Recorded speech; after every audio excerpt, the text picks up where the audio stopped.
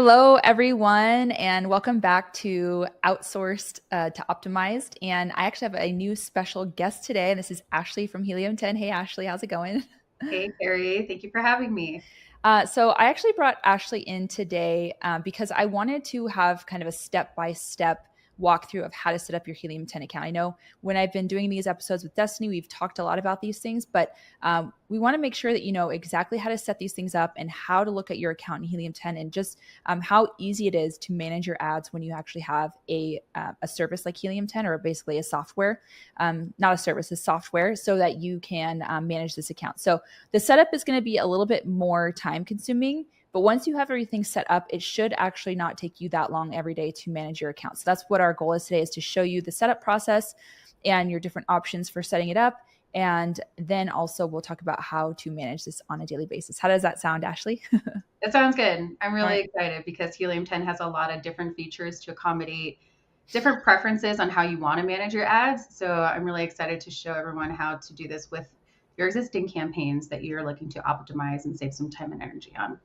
Awesome. Okay, so we'll go ahead and share our screen here, and we're actually going to use the Project X account, which is our Helium 10 account, to show you some of these optimizations. So I'll go ahead and share the screen here.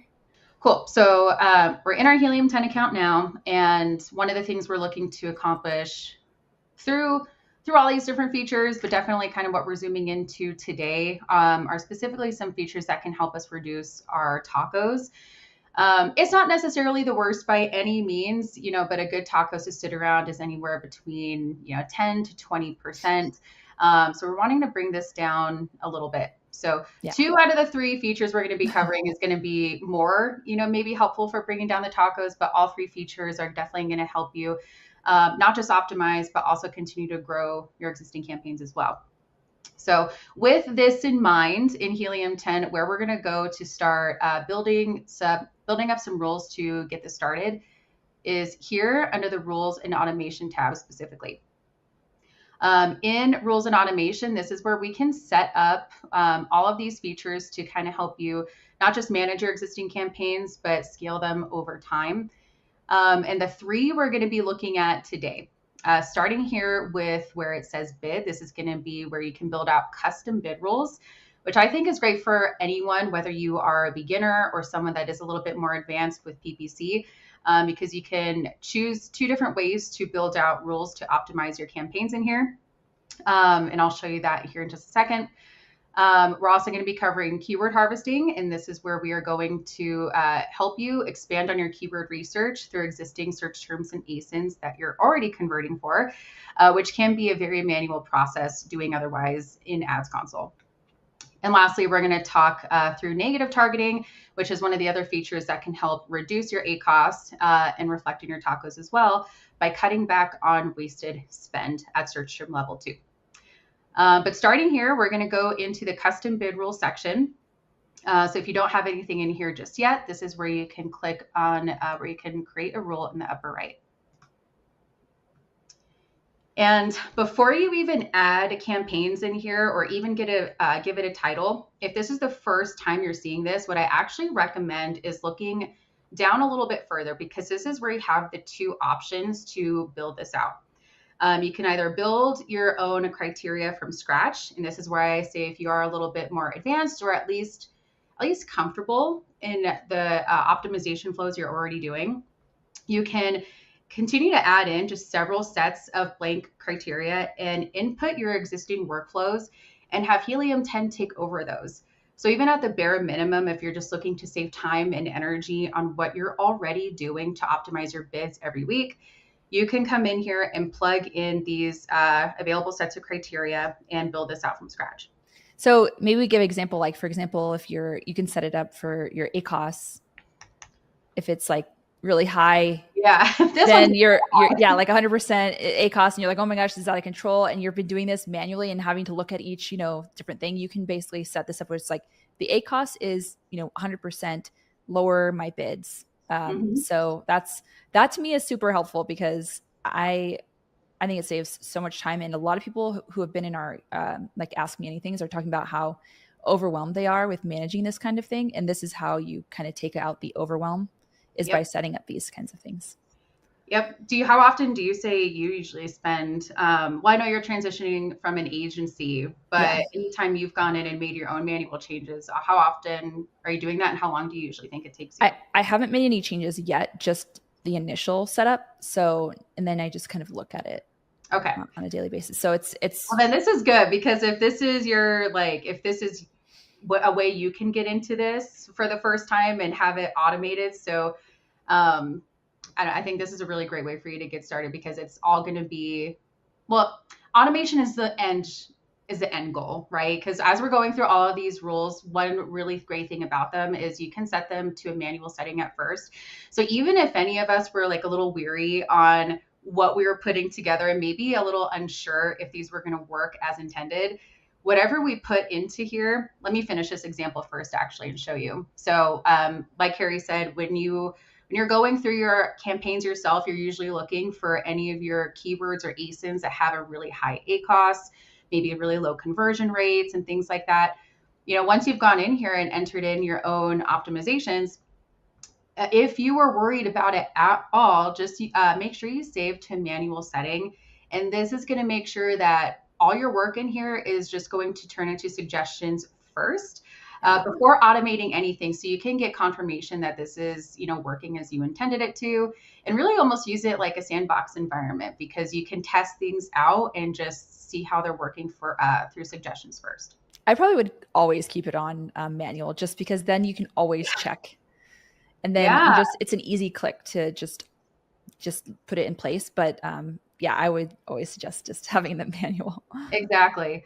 So yeah, you can get super creative here. And the other benefit is this isn't just bid management. Another awesome thing about this is you can change the status of your targets as well. We're going to show you another rule here in a few minutes for negative targeting, but that's at search term level. It's really important to look out for wasteful spend at target and search term level. So this is flexible enough to accommodate that as well.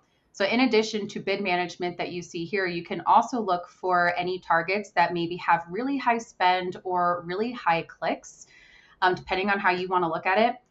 And so if I wanted to say, for example, if I have any targets that have accumulated 20 or more clicks and resulted in 0 sales or 0 orders, then you could even choose to pause these targets here as well. So a lot of flexibility. It goes up to 90 days worth of a look back period as well. So if any of you happen to be in categories where maybe the search volume or traffic is a little bit lower, this is going to be really great for that too. But this is just one way to go about this. This is if any of you maybe already have your own routines that you would just like to have working for you on our end. But if any of you maybe are a little bit newer to PPC, but you're looking to explore the different templates that we have here, this can be another really easy way to get started without having to worry about building anything out on your own. When you click on apply templates here, these are the templates that our team and Destaney actually, I really like to give her the shout out here as well. Our team, along with Destaney, built out these templates from scratch. And we have templates here that accommodate different goals throughout the different life cycles that your campaigns are going to be in. So where a lot of us probably are is here in this first algorithm where we're seeking to make our campaigns more profitable. So we do have this option, which will probably apply to a good chunk of your campaigns. And this is going to fill out all those sets of criteria for you. But read through these first, because this is why I like to say, before you add any campaigns or give it a title, figure out kind of where you're going to go with this rule. Do you want to start this rule off on improving your profitability? Great. You can go ahead and always read through these first, so you know exactly, what the outcomes are designed to be. But once you hit select, you're able to then view a completely pre-filled template that you don't have to make any edits to. It's, ready to go as is. But maybe if you are a little bit more advanced, you can make some adjustments if you want to align this a little bit closer to, your specific thresholds. But like I said, these are pre-built, so you can use this even as a learning experience if you're a beginner, and come through here and kind of read how we are formulating this outcome, and use it as a learning experience, or even just for the sake of time, go ahead and just hit save again to a manual setting, and we are going to be looking at all of your targets, and whatever targets hit any of these sets of criteria, we're going to go ahead and turn these into a suggestion for you to then go ahead and observe later, which I'm going to show you at the end. I'm going to show you what all these suggestions end up looking like for you at the end of this session, but this is how you can choose to either go through our blank sets of criteria to implement your existing workflows, or choose from our custom templates here. Either way, once you have one of those added to this rule, you're just going to go ahead and add the campaigns that fit that are in that goal, that are in that kind of life cycle at that point. So if I do have any campaigns that are specifically maybe struggling to achieve their ACOS or their profitability goals, I would then add those campaigns specifically to this goal. So maybe, it's our AGRAC products that are struggling a little bit.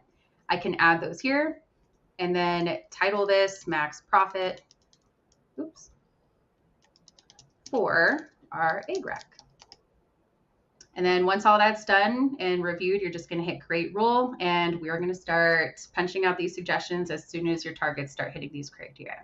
And again, I think people shouldn't be too scared to try them out, because because you hit manual, it's going to give you the suggestions, and then you can make the decision on what you want to do for the bid adjustment. So it's not going to do it automatically. Yep.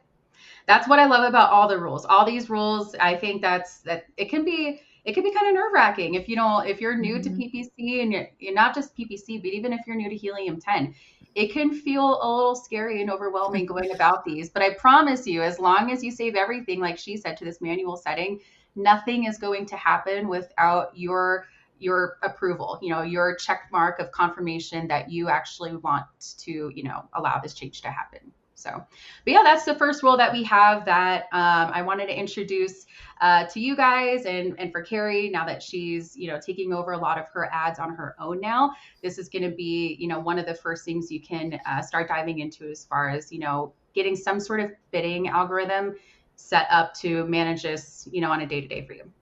Now for the bids, say your tacos are going out of control, would you say to just kind of keep lowering your ACOS until you see the tacos come down, or what kind of bid rules do you suggest for that? For improving the tacos? Mm-hmm. I would say this one that we're on for sure would probably be the first start, because the more profitable your ACOS is, usually that's going to be starting to reflect in your tacos as well, and removing some of the wasteful spend that you could have with bids that are too high on keywords that aren't really converting as well for you. Yeah. So this, I would definitely say, if you're looking to improve profitability overall, this is where we're going to want to start. But some of you might be pretty new as well. Maybe you have some new campaign launches or new product launches upcoming. We do have a separate algorithm here for that as well.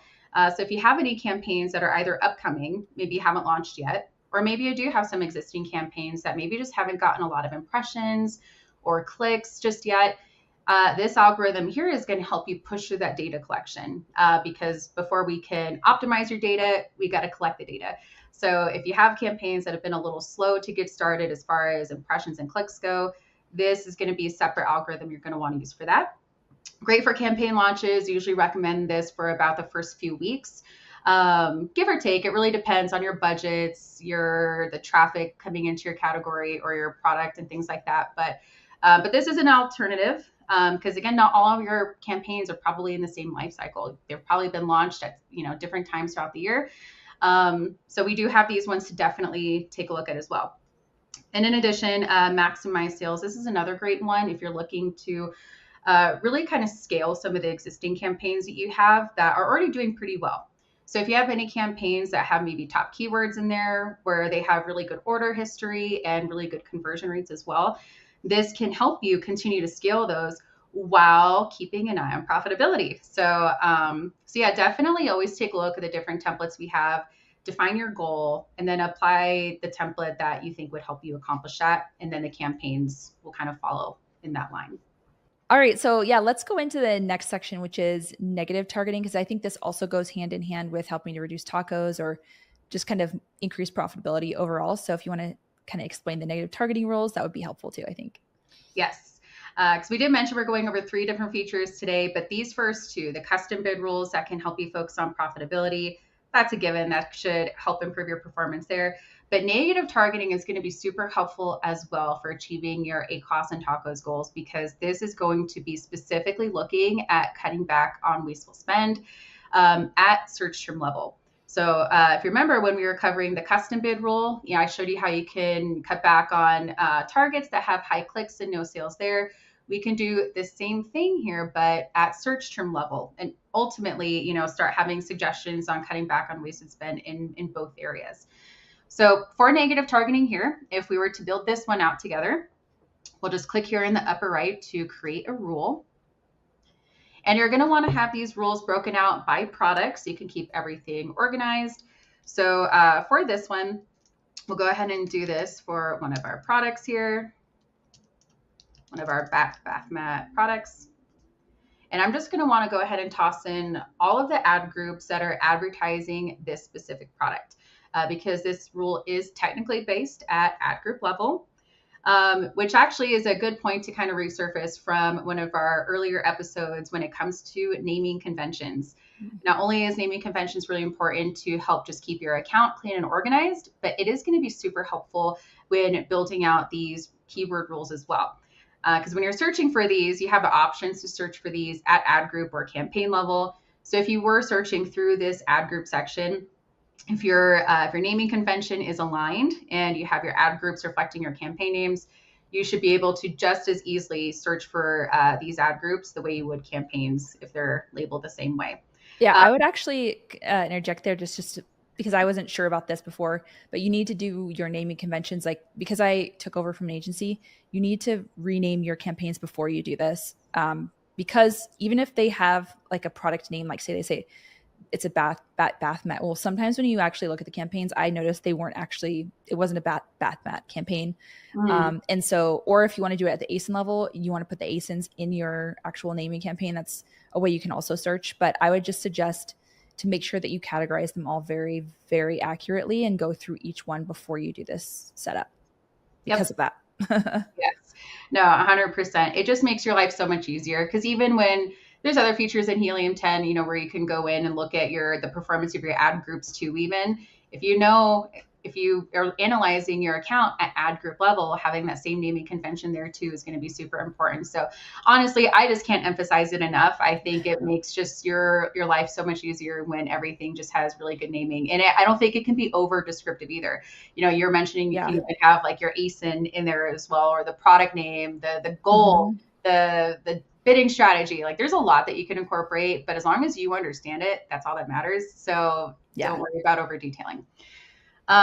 So yeah, here, if you don't happen to have this done just yet, technically, like if you're in a crunch, you can search by campaigns, but to Carrie's point, it is super important to, if you can, to get those ad groups updated as quickly as you can. So this can work either way for you. So here we're going to just search for essentially all the campaigns that are promoting this product as well. So I'm going to search from a product name. Thankfully, because our naming convention is already here, I can just start searching the first couple of words of my product, and all of them are here for me to choose from already. So I can go ahead and hit add all. And this part's pretty easy, because all we're looking to do here is create negatives on any of our keywords or ASINs that aren't converting for us. So what we're looking at is essentially a list of all of our campaigns promoting our bath mat product. And I'm going to remove just a couple of these just to make it kind of probably look a little bit more kind of where the majority of us probably are with our campaign setups. This specific product has had, we've been scaling it a little bit more. So we have several different campaigns here, but to keep things aligned for what you would probably see if you've recently gone through the quick builder or the guided builder in Helium 10, this is what the typical structure for campaign setups usually look like when you create them here. So these are our 4 campaigns. We have our auto campaign here and our 3 manual campaigns, 2 keyword, and 1 ASIN, 1 product targeting campaign for our ASINs. This is the default, and I'll explain that here in a second. This is what we are going to be doing with our new targets. Essentially, what we're looking to do here is we want to look inside each of these ad groups. This is the ad group here. This is the campaign name, ad group, campaign, and so forth. And we're wanting to look at ad group level of each of these campaigns for any search terms. That's what this is representing. All of these check marks, this is saying I want to look at the search term reports in these ad groups specifically for any search terms that are hitting this default criteria. And now we just have to say what we want to do with those negatives, how we want to make those negatives essentially. And so what this can look like is really just kind of working here down the line to create negative exacts on any keyword search term specifically, because that's what this is representing here. We have P for phrase, E for exact, and this icon represents our ASINs. And so essentially what we want to do is shield ourselves from any search terms that are just costing us a lot of money and not resulting in any orders. So the way we can do that is kind of work our way down the line, and any ad groups where there are keywords, any ad groups where there are keywords made available to negate when this criteria is hit, we can essentially just check mark this. So we're doing just that. And I'll show you an example of what this looks like here too. This campaign, like I said, this is just a product targeting campaign, which means it only hosts ASIN. So that's why these two are grayed out. You cannot add keywords to a product targeting campaign. So you'll see these two options are grayed out here. Similarly, for these keyword-based campaigns, you can't add ASINs to a keyword-based campaign. So that's why we have this grayed out here as well. And the reason why I'm only choosing negative exacts to be made in these ad groups is because if we were to create negative phrases, that can just be a little too restrictive. There might be some use cases out there where maybe you'd want to create a negative phrase when this criteria is triggered. But at this time, to keep things simple and easy to set up, I'd recommend just creating negative exacts for any search terms or ASINs that hit this criteria here. So for example, with this setup here, if the search term bath mat hit 20 clicks and no sale in this campaign or this ad group here, we're essentially going to go ahead and just shield ourselves. So we're no longer showing up for the search term bath mat and make a negative exact on just that exact keyword here. Because auto campaigns also host ASINs, keywords and ASINs, you can also choose to shield yourself from any maybe competitor ASINs or any ASINs in general that just aren't producing any orders for you here. So similarly, if I were to have a complementary ASIN maybe hit 20 clicks and no sale in my product targeting campaign, I'm going to go ahead and shield myself. So I'm no longer showing up where that ASIN is showing up either. So I'm not accumulating any more of that wasted spend.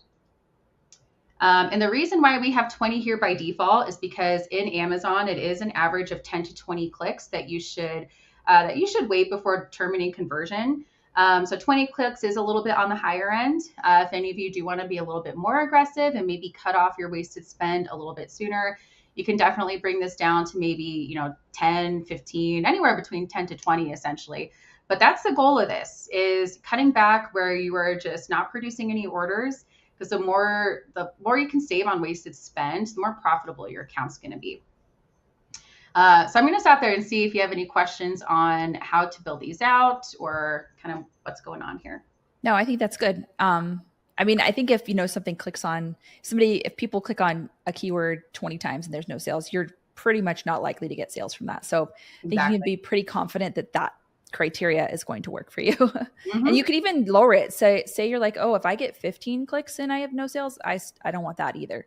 Yep. Some people even do maybe 10 clicks. So it just really is up to you, and you can edit that if you want to. Exactly. Yeah. So love this in pairing with the custom bid rule, hopefully sooner than later, you should start seeing some sort of change in your account by cutting back on this wasted spend and optimizing your bid strategies as well. So this is an example of how this can, be put together in your account as well. Just pick your product that you're looking to build this out for, toss in all the campaigns and ad groups that you have promoting it, and make negative exacts on any of the keyword search terms here, and then negative exacts on any of the ASINs that we have available to be made here. And then, like all the other rules, make sure you save this to a manual setting as well, because you might find that maybe some of these suggestions are including some of your most important keywords, because sometimes you'll have keywords that perfectly describe your product, but might be the most competitive, like more the competitive keywords. And the more competitive the keywords are, the longer it can take to maybe find a conversion from them.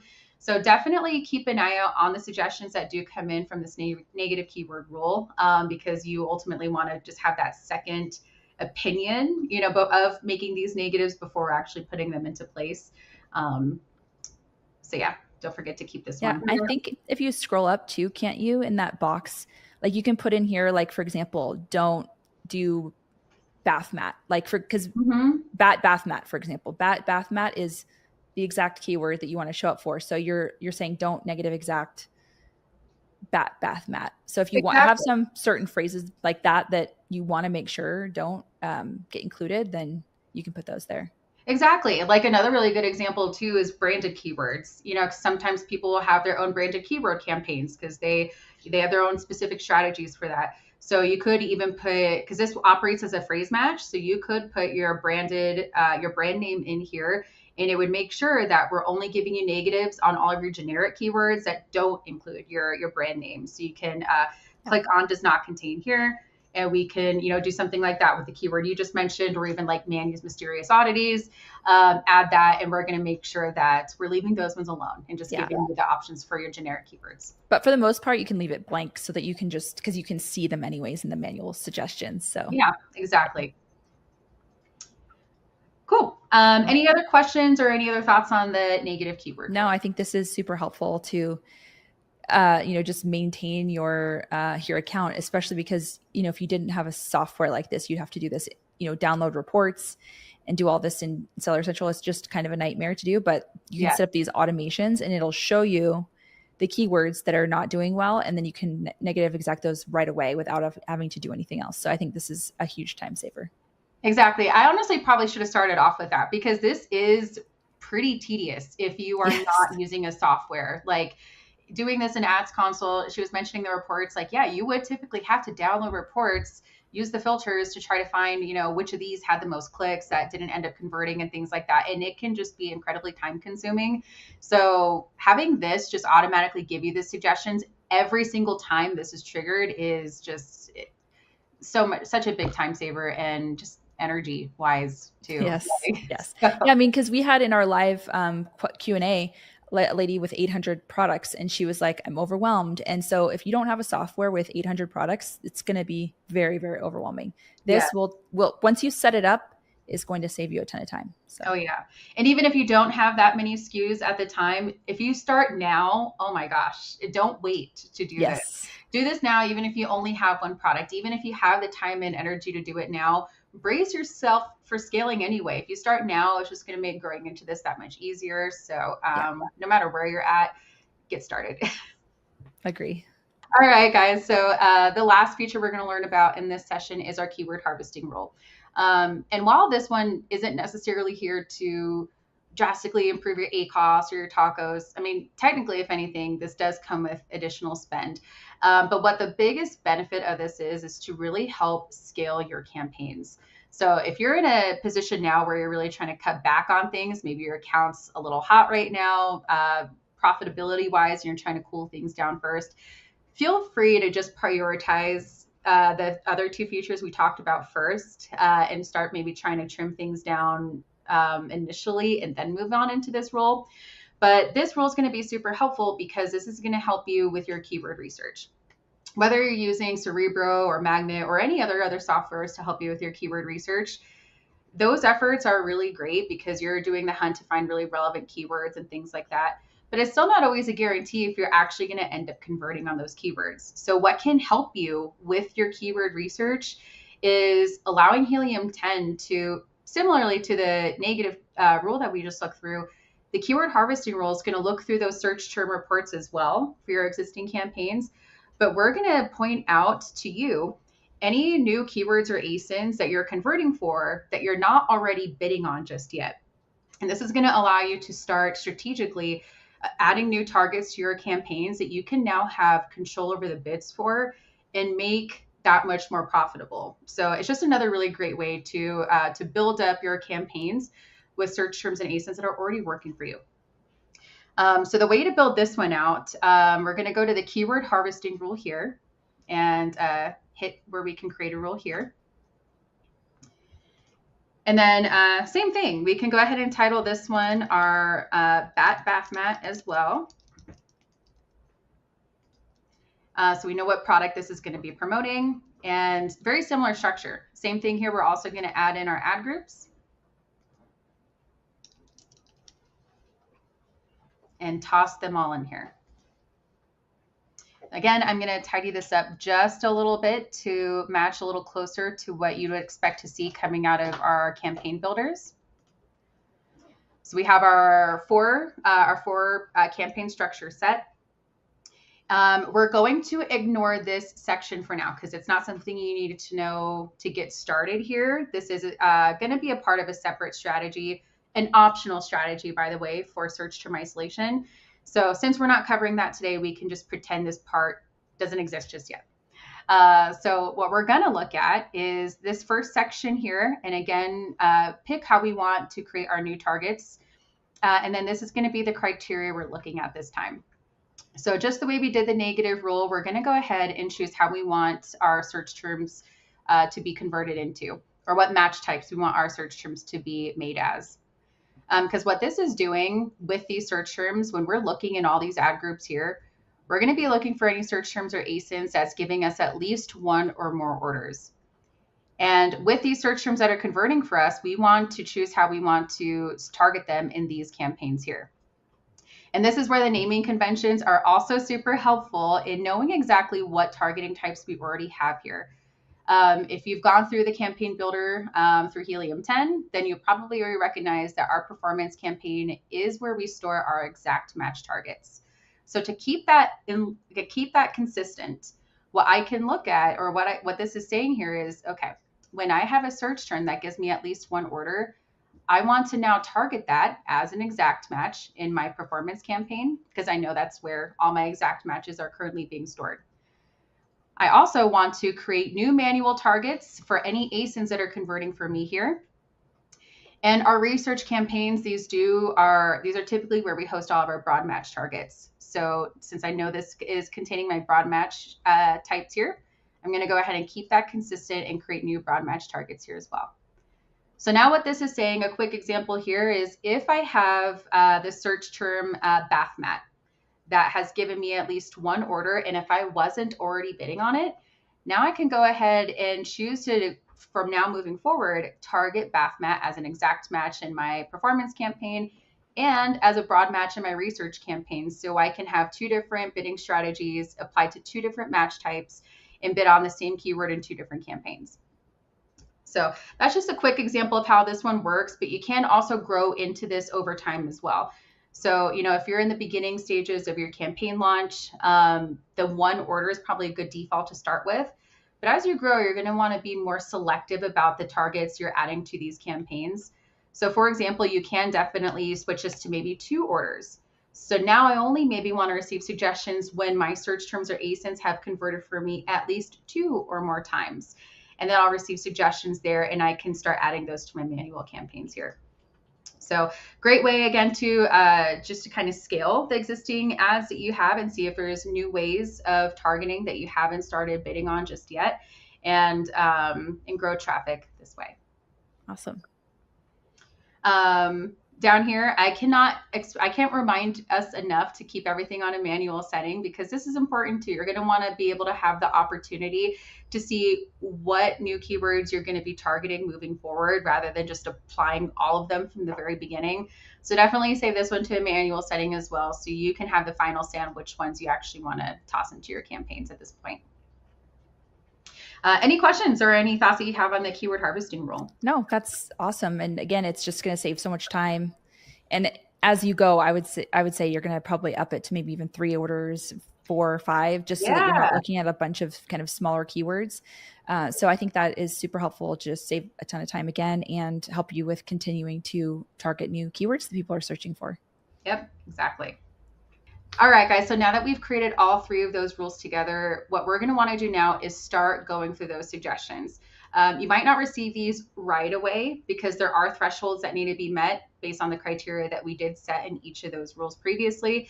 So when those sets of criteria are triggered is when you'll start receiving suggestions. So this can be a day for some people, might be a few days, maybe even up to a week, depending on the traffic you have. But anywhere from like a day to a week, you should start receiving some new suggestions here. And these are the 3 different suggestions based on the rules that we built out together. So starting here for the first rule that we built out, the custom bid rule, this is where you're going to find those suggestions. We did all this building in the rules and automation feature here, and suggestions above that is where we're going to be able to take a look at these. So under bids here, you're going to be able to see a list of all the targets that hit the sets of criteria, or at least one of the sets of criteria from the rule that was built. So you're going to see the suggestions for each of these individual targets, where they live, where the campaign and ad groups are that they're coming from. You can see all the data that was collected for this target during this time frame. And then the reason is going to be the criteria that triggered this suggestion. So if you're wondering, maybe, where the suggestion came from, you'll know exactly which rule it came from because we're going to give you the name of it here. And then the reason is that set of criteria. So this is where you can come through and say, okay, this is the rule that this came from. This is how much it's spent. This is how many sales were associated to it. And what you're going to want to do is take action on these. Because at the end of the day, what you can hopefully hope to do, at least in the near future, is start to automate some things. Probably not right away, but at least once you're familiar. And if you are interested in automating this, you're going to want to stay consistent with these suggestions. You're going to want to come in here every day, at least just until you're comfortable. And because you're going to be able to determine sooner rather than later if this is doing what you wanted it to do. So come through here and review these suggestions. If it sounds pretty reasonable to you, which hopefully it does since you were part of the building process of it. If these are all looking good to you, you can start approving these suggestions here. Or if you aren't fond of any of these suggestions for whatever reason, you can go ahead and remove it. And removing it is just essentially resetting it. It's saying you don't want to approve this suggestion, but when this target gets triggered again in the future, go ahead and bring it back. And then you can pause suggestions. So maybe it gets to a time of year where it's maybe you have some seasonal targets, or maybe you have to select some branded keywords maybe that you want to manage yourself. You can always pause suggestions if you just no longer want to receive suggestions for those in here. But this is how you would start taking action here on your custom bid rule suggestions. And then hopefully in the near future, if you're consistent in here, you're approving them the majority of time, and you start to see a positive change reflecting in your performance, then you can go right back to that rule you created it in and then consider automating that in the future. But this is where you can review the custom bid rule suggestions at least. Carrie, any questions on these suggestions? Pretty straightforward. It looks like there's some good downgrade suggestions. So, if your spending's out of control, it's going to show you down, or if it's something you're not getting enough impressions on, it's going to show you to go up. And so exactly. Yeah. Even the change in status here, if you do have that set up and you want to take action as far as like the status of some of your targets goes, you'll see those populating here as well. But those are the custom bid rule suggestions. Next to that, we have our keyword suggestions here as well. So going in order and how we built out the rules, the negative keyword suggestions here next. We have a couple of them sitting in here too. Essentially what you're going to see is just a list of any of the search terms that hit the criteria that you place into this rule, whether it was 20 clicks and no sale or 10 clicks and no sale, or maybe it was spent. Maybe you changed it to a spend threshold. Whatever you put in there, essentially, you're going to see here. So I can see in this example, our search term, Halloween bath mat. We spent $25 on this. And without any sales. It's actually ended up totaling out to 34 clicks without any orders. So this is a really good example where Halloween bath mat, it's at least at this point, it's not converting for us at this point. So we're just continuing to toss cash at this without any results. So if I wanted to go ahead and shield myself from this, I can go ahead and approve it. And I'm no longer going to show up for Halloween bath mat and waste any more money here. Yeah. So you can go through here and take action on these as well. And it looks very similar to our new keywords. So this is where we're cutting back on wasted spend. And then the new keywords next to that, similar layout, but this is where we're going to be adding new manual targets to our campaigns. So same thing, we have a list of all of our search terms, but all of our search terms that have converted for us, where we have at least 2 or more orders here. So now that all these search terms hit that criteria we put in the rule, we can now go ahead and hover over these and see exactly where these new targets are going to be made. So even if going through about the build out process for this may have been a little like gray, or like if it was like confusing at all, because I know it took me a couple of times of building out the keyword harvesting rule before I felt really comfortable with it. Going through the suggestions is what really kind of solidified the process for me. So definitely take a look at the search terms here, see, how many orders it ended up getting for you. And then when you hover over the check mark, in this case, I can see Halloween bathroom mats. That's going to be made as a broad match target in my research campaign, and as exact matches in my sponsored brand campaign and my performance campaign for my sponsored products. So yeah, this is again just another really great way to do keyword research. You can continue to do the keyword research you're doing, because it's very important to do both, but this is going to be a really great pair, another great strategy to add on what you're already doing for that keyword research, and allow us to help you dig into your existing search terms and find what's already working for you there. Sounds good. This is awesome. I love this walkthrough. I think this is going to be extremely helpful for people wanting to know how to set everything up initially, and then how to kind of manage on a daily basis. So thank you so much for taking the time to walk us through all of these details. And for everyone out there, go ahead, just get going. If you're overwhelmed, just start small, do 5 a day of your, renaming, and just keep doing it day by day. Any other thoughts, Ashley? No, that's it. Stay consistent though. Once you're in here, stay as consistent as possible. I know time is of the essence for everyone. And I know sellers, you guys are the busiest people I've ever met. So I know it can sound daunting trying to adopt a new software, but once these are built, it's like that short-term pain for long-term gain saying, where you got to take the time to build these out now so you can really benefit from us then doing all the work for you. Exactly. It's going to save you time in the long run for sure. So thank you again. And to everyone out there watching, we will see you again on the next episode of Outsourced to Optimize. Bye, everyone.